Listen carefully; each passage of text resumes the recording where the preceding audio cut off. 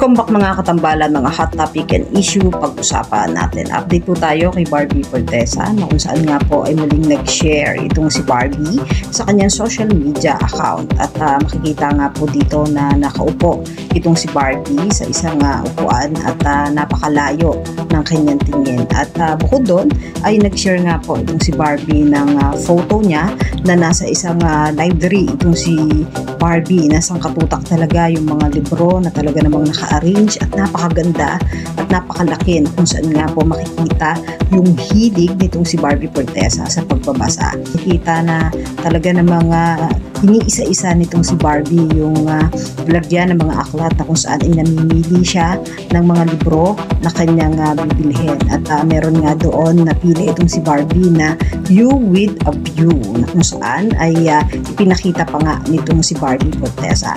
Samantalang isa pa nga po sa naging post itong si Barbie ay nag-share siya na nasa isang restaurant. May caption pa nga po doon na table for one at makikita nga po na itong si Barbie ay kumain doon sa restaurant na talaga namang nakasmile pa itong si Barbie Fortesa. Pinakita din yung lugar na kung saan nga po ay kinainan itong si Barbie at talaga namang napakaganda ng ambience ng restaurant. At bukod doon ay pinost din itong si Barbie yung gym na kung saan nga po noong isang araw ay nag-gym itong si Barbie Fortesa at ang sushi san na kung saan nga po ay pinakita yung masasarap na sushi na kinain nitong si Barbie na talaga namang nakakatakam. Yan po yung mga update natin ngayon kay Barbie. Kayo mga katambalan, ano ang masasabi nyo? Comment lang sa comment section at pag-usapan natin.